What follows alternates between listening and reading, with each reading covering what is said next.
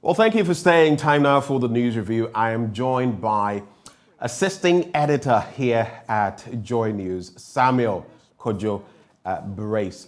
Right before I get to him to say hello, today he's decided to abandon me in the studio and join me virtually. But of course, I don't mean that. Endpoint Homeopathic Clinic, of course, helping us to bring you this segment, and they're offering you free prostate screening, free female fertility screening as well. And here's where you can locate them all across Ghana. Here in Accra, at Spintex opposite the Shell signboard, there's also Tema Community 22. There's Techiman Hansua, Esiama, and Zima. Of course, there are other locations in between. Kumasi and Kronomabwe here behind the Angel Educational Complex. And of course, there's also Takrade, Anaji Estates. That's where you can locate them. And if you'd like to call, which you actually should do, these are the numbers to call: 0244 867 068 or 0274 234 321. Endpoint Homeopathic Clinic, the end to chronic disease. But only the start of the news review. Mr. Brace, you there? Hello, Kojo? Okay. I cannot hear yet from Kojo. Okay. Ben, I think I'm good now. Oh, you hadn't unmuted, eh? The first crime of virtual engagement, not unmuting. How are you doing this morning, my brother? I'm well, just that, I left home very early, but I still couldn't get to the office in time to be on and to be live in the studio. I know. Because of I know it's hectic. It's hectic what we do, especially coming to work around this time. But it is what it is. We do this as a labor of love for God and country. But we're grateful that you're joining us via Zoom anyway. Kojo, I'll start with talking about any of the most topical matters you have witnessed in the course of this week. We've had the NDC and developments in there. We've had talk about myriad other issues. But for me, one of those topical ones, one of those I'm going to be delving into this morning, has to do with the drowning of another batch of children in Fana, in the East municipality. For me, it is more than heartbreaking because just a few months ago, about 4 or 5 months ago in January, when the first one happened in the Sena area on the Volta Lake around Wayokope, we were all in grief. And there were lamentations. And the sector minister, Dr. Yawase Educhum, was there. And he spoke, powerfully. He showed how passionate he was about what had happened. But when it happens again, there's no excuse. These children are dying through no fault of theirs. It was so heartbreaking. But which were your topical issues over the week? That is mine as well. I was going to choose that. When we're on air and that news came in, it struck me like a bomb being dropped on me. That 10 children coming back from school and drowning, that's a serious matter. Yeah. But again, we've said this before, haven't we? You rightly referenced the Senate thing.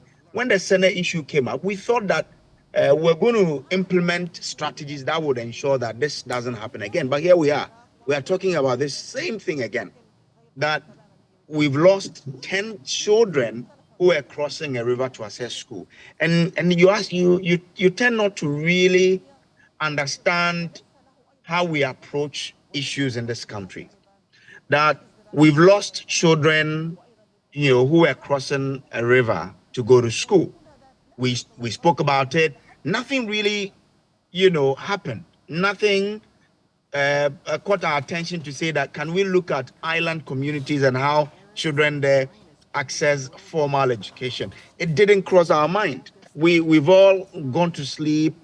We've treated it as how we treat all issues in this country. And this is where we are. We've lost, 9 children just within this week again. And we're going to talk about this. We will say whatever we have to say. We'll say we would ensure that it doesn't happen again. The Minister of Education, like you said, will come around and give some sweet speech. But that's it. Nothing will change. Nothing will happen until this happens again. So it beggars the question as to what really people in position who have to ensure that these things do not happen do to ensure that indeed they do not happen. Because you don't understand. We always say we would ensure that this does not happen, but it will happen again. Some people are losing innocent children. Innocent lives are being lost. People who could become ministers, who could possibly become president, are dying because of the negligence of the people who are leading us. How are we ensuring that education is accessible to people living in island communities, not to the detriment of their own lives? It was shocking, really, Ben, and it is still shocking that when a few months after the Senate won, we are still recording children dying because they want to cross rivers to access formal education.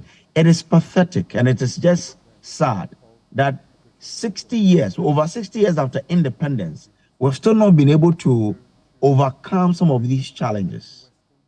It's serious, It really. is And I indeed. join calls for people who say that we have to have schools for these children. We can. There are people who have gone to school, who have learned, who have gone to school to pursue education. Can we create classrooms or school buildings in these communities and send the children there?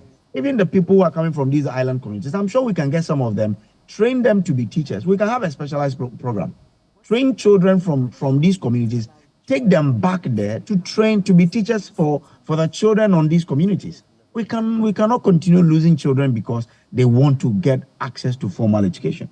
It's just not fair, and it's really, it leaves much to be desired, man. It's so disheartening, isn't it? But it is our reality. Well, let's quickly get into the papers now, Kojo, and we'll start with the Daily Graphic newspaper. Ghana to reap full benefits from lithium. President Akufo-Addo pledges at Graphic Dialogue. More pledges. Let's hope we can actually live up to what we're saying. The SNIT expands coverage to self-employed. Commit to environmental action for sustainable future. Graphic MD urges stakeholders. And natural resources must be managed responsibly. That also emanating from there. 9 school children perish in Botiano canoe disaster. That's what we've just started talking about. And WaterAid Ghana launches 5-year strategy. So let's get to the first story.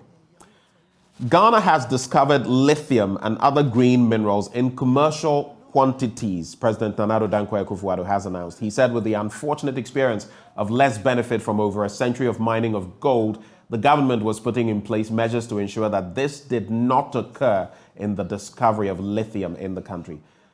Quoting him, he says, I assure you that we will do whatever it takes to ensure that the exploitation and utilization of these green minerals are done not only in an environmentally sound manner, but also in a way that ensures optimal benefits to the people of Ghana. This we will never compromise on, he said. And the implementation of the various stages of the projects was expected to optimize production in the upstream industry, increase production and job creation in the downstream sector, adding that with an estimated bauxite resource base of over 900 million metric tons, the sector could serve as an anchor for the country's industrialization if value addition policies were pursued. Well, Mr. President, that's why we have you there. So let's get it on. My only problem is your track record when it comes to our mineral wealth and what we have done with them. Galamsey is not a shining example, maybe a very dark example that we are facing.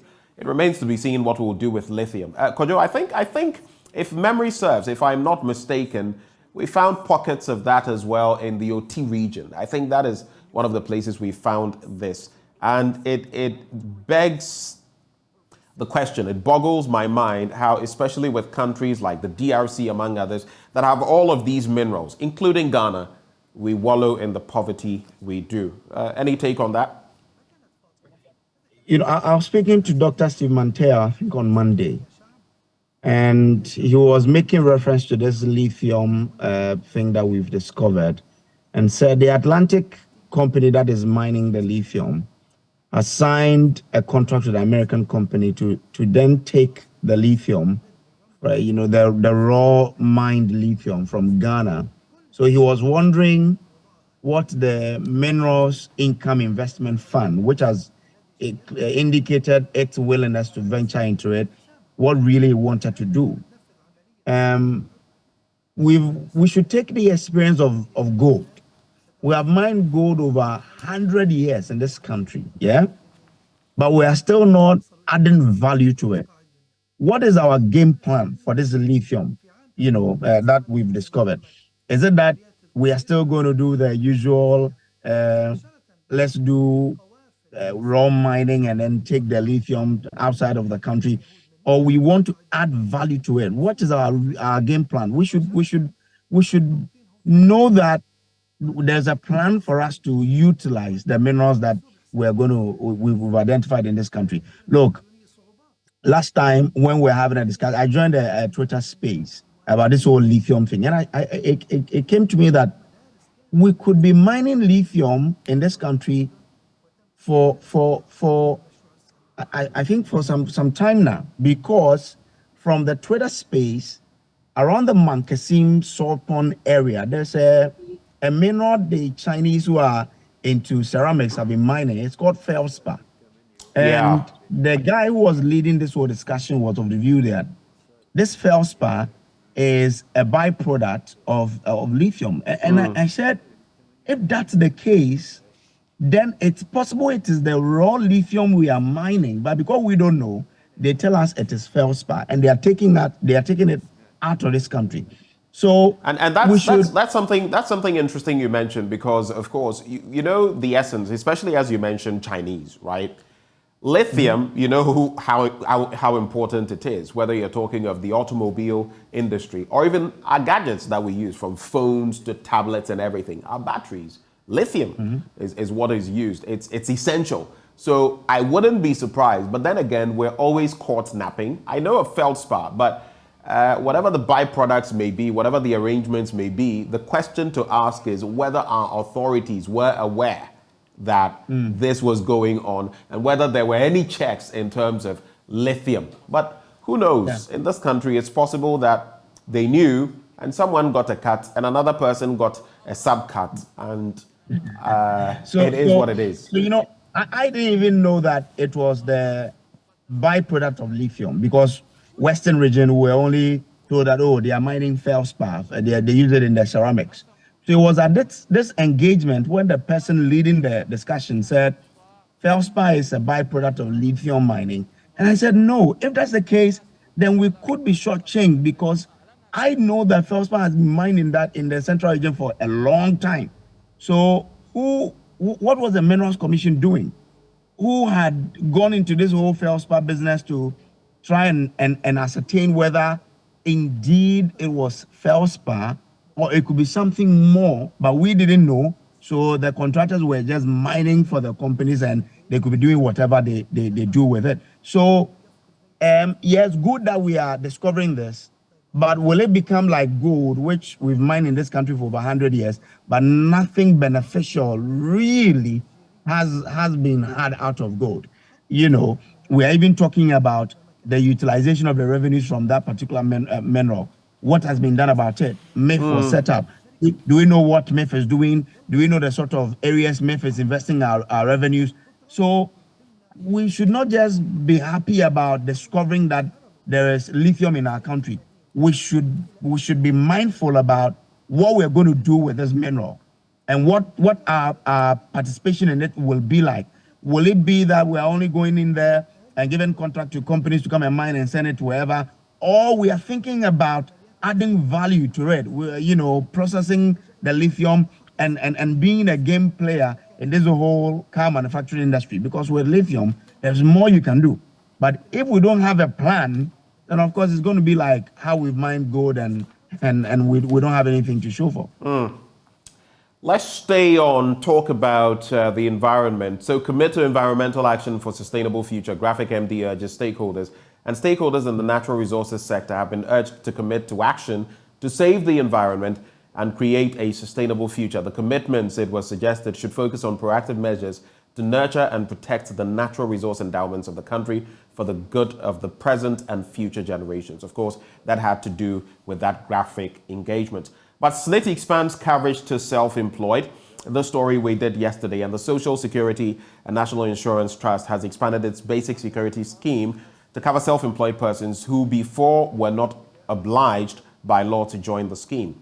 The initiative, dubbed Self-Employed Enrollment Drive, that is SEED, seeks to fulfill the mandate of SNIT to extend pension coverage to all workers, including the self-employed. I remember reading, I don't know whether it was from the Business Finder or the Find newspaper yesterday, about how for those who are self-employed, about 90% of them do not contribute to SNIT. So, of course, that is a good move. Any quick reflections on that as we move on? Well, it's something we should do, Ben. But see, when people want to contribute to SNIT, they are thinking about, okay, what sort of pension do we have in this country? It is a good move. We want to do this. We have to ensure that once we have decided to go that way, we are able to implement it to its fullest. It shouldn't be a selective thing that would implement it better in this area, but will leave it, hanging in another area. Right. We should be, and we should ensure that, look, there are so many employers who are not paying the SNIT accurately for their employees. That's also something that SNIT should be worried about. They should be worried about, are the contributions coming in from employers reflective of how much exactly they have to pay the people? Because we hear stories of workers who say they are being cheated when it comes to the SNIT payment. Some don't pay at all.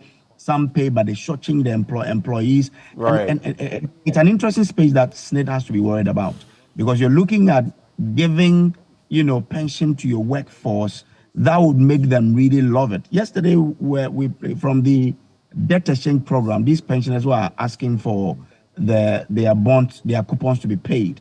One of them said she's enjoying the pension from her white husband, and that's from abroad.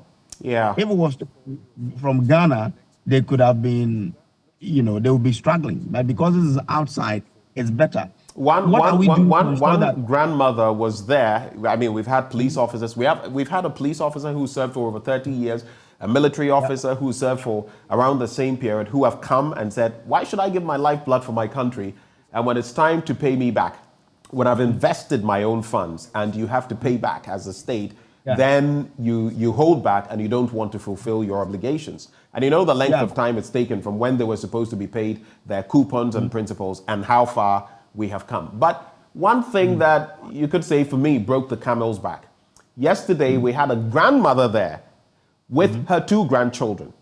Now children are picketing at the Ministry of Finance. So the children were there and they were saying they had joined their grandmother because their fees were being paid with these sums of money. Now they are not in school. They can't, their grandmother can't pay the fees. I mean, how can we do this?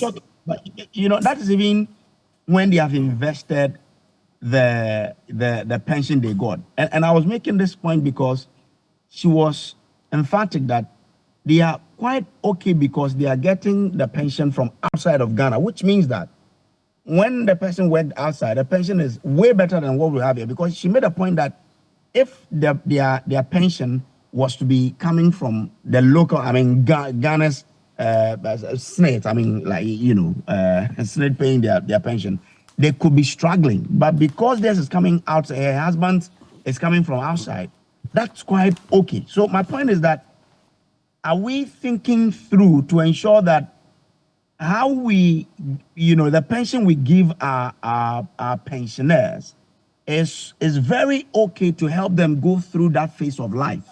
Because if you listen critically to her, it means that if you're looking at the pension that we pay in this country, it is meager. And if you listen to how much some people receive as pension in this country, you ask the question, how are they able to survive on that one?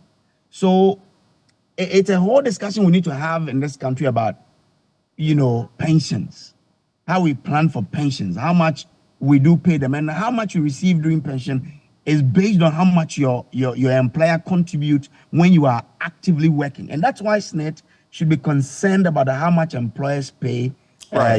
their employees in terms of their SNET contributions, and how much they themselves, the employers, pay as their SNET contributions. Because how much you pay, how much your employer contributes, is how much you earn when Right. you're on retirement. Let's get into the Ghanaian Times newspaper now and wrap up quickly on that. Ghana to ban raw mineral exportation. That's according to the president. Again, at the same event. I'll get into the details of that. Get us a scoop. The tragedy, 9 children dying in a boat disaster, also features here. Application against processes to impose jail term on Atuesian dismissed. And this one, it just leaves me laughing a bit because I knew that, well, let me just leave it there. I said, I'm not a prophet, but maybe I am. Kojo, you never know. Maybe I am. I am more of a prophet. I've said things to people that have come to pass, but I saw this coming and I shared my thoughts about it. Now we've got here, I listened to my friend, the deputy AG, yesterday reflecting on this matter. And then court agrees to hear injunction application against NDC today. Let's take a quick look at those stories. So the High Court in Accra has dismissed an application filed to set aside any proceedings leading to the imposition of custodial sentence on Atuesian, the former CEO of the defunct Capital Bank, and give leave for further negotiations on the terms of payment. Lawyers of Essien moved the application when the state was set to argue its case on why he, the former CEO, should be jailed for not meeting the terms of repaying the 60 million Ghana cedis owed to the state. Mr. Tadia Sori, who represented Essien, argued that any custodial sentence imposed on his client will defeat the purpose of Section 35(7) of the Courts Act that formed the basis upon which the agreement was signed. The lawyer further argued that the judge had the power to make any orders to suspend the proceedings for imposition of a custodial sentence as it concerns the implementation of a judgment of the court. Only time will tell how this pans out. The state, of course, contends that Mr. Essien, having failed to make the payment, is liable to a custodial sentence. And for me, that as well is my understanding. This back and forth, and if he can't cough up the money, knowing the circumstances, because initially we all know what should have happened. Now there was an agreement by the state which was even thought to be needless by many watchers of the legal space. And now he's not even able to meet his obligations. The 4 million he paid recently, just a pittance in terms of what he owes the state. But then EC withdraws from NDC election over Dr. Dufour's court case. We already know of that. We read it in the papers yesterday. But now, the National Democratic Congress is expected in court today to move a motion for abridgment of the case brought against the party's presidential and parliamentary primaries instead of the initial May 15, which is next Monday. Speaking yesterday, the Director of Legal Affairs, Abraham Amaliba, explained that the party had applied for an abridgment of time, shortening the duration given after flag-bearer hopeful Dr. Kwabena Dufour filed a suit seeking to halt the presidential and parliamentary primaries from taking place tomorrow. Quoting him, he says, "We actually wanted Thursday, but the registry indicated to us that it is difficult because of some issues relating to scanning of the processes that would have to take place. And the judge who is going to preside must have foreknowledge of the processes. So the available time has been fixed for today," Mr. Amalba has said. And so Friday is when that will happen. And on the bit, very quickly, of Ghana to ban raw mineral exportation, according to the president, the surest way to optimally benefit from our natural resources was to add value to them and ensure that they had adequate linkages to the other sectors of the economy. He was talking about stopping soon the exportation of bauxite and iron ore in their raw state as part of government's policy to retain the highest end of the mining value chain in the country. When I hear of some of these, Kojo, I get a bit worried, a bit concerned. After all this while, we're now contemplating this. This is not the first time we're talking about this. It's been spoken about time and again. So if after all this while, after all what we've lost, you come out and sometimes I get tired of the we will, always pipeline, and you never see the end of the pipeline. What are your reactions? So I mean, question is, what have we done till this point for us to say that we want to reduce the exportation of raw minerals? So what? I mean, what have we really done to arrive at this conclusion? Is it that we are saying it because we say we are the plans are underway to ensure that we don't do that, or we have taken the initiative to set up the processes to ensure that we add value to the minerals we mine in this country? and not just saying it. Because look, we can say that we don't want to do this, but it will take us so many years before we realize this. So I come back to my own point about the game plan. What is really our game plan? When it comes to cocoa, we've been talking about playing in the larger value chain of adding value to our cocoa, because the cocoa value chain, there is about so much billions of dollars in the addition of value than the raw cocoa beans. What have we done? We've not done anything. We are not adding value to it. The companies in the country who are adding value are just a few. So as a country, what is really the blueprint to ensure that we are taking advantage of the natural resources God blessed us with, and not just the rhetorics of saying that we'll do this, we'll do that, when we have not really started anything. It is good to be adding value to our natural resources, but I want to see we've begun the processes. How many years have we mined bauxite in this country? How many years have we mined manganese? We only ship them through the port in their raw state outside.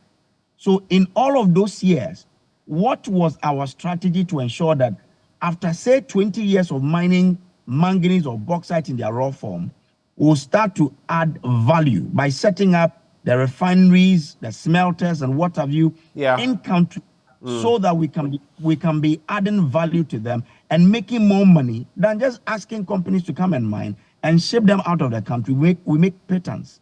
Because look, if we are adding value to the natural resources in this country, we'll make so much that I'm not sure we'd have to go and beg IMF for some $3 billion. We always say we want to do this to ensure that we don't export our natural resources in their raw form. But what have we done? Over 20 years since we started speaking about not wanting to export our natural resources in their raw form, what have become of them? Just go back since 2000 to 2023. Have we tried in our own way to start adding value to any of our natural resources? We are still shipping them in their raw form. So I want us to move from this business of government is going to start to ensure that we don't export our natural resources in their raw form, to say that we have commissioned this smelter or we have commissioned this refinery to refine this natural resource in this country, such that now we'll be manufacturing jewelries from our gold and our diamonds. I think we have, just so we can move on, I think we have something in place. I don't know whether it's the Minerals Commission or something of the sort, but we have something in place as to how active it is. I know we are setting up this refinery. There is this refinery we are setting up with the Indians in Accra here. But really, you are looking at the quantum of the resource we produce. That's why I'm saying that there should be plans. This is a good start. What is the plan? That in the next 10 years, how many of our gold are we going to refine in this country?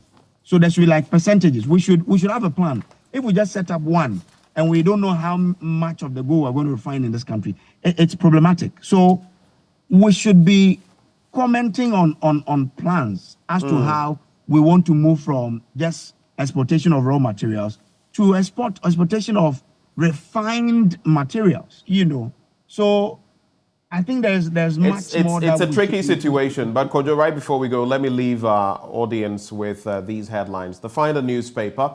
I mean, there are so many stories that are repeated, so I'll not go over them. But what caught my eye? Banking sector solvent, strong to support economic growth. That's according to Deputy Bank of Ghana Governor Mrs. Elsie Addo Awaji. We'll see how that pans out over time, especially looking at the losses that have been posted by the banks. Adjo Asafo returns to NPP, and I hear there's been some reconciliation there. That is in the Daily Guide newspaper. The rest of what we have basically reflecting what we've already seen.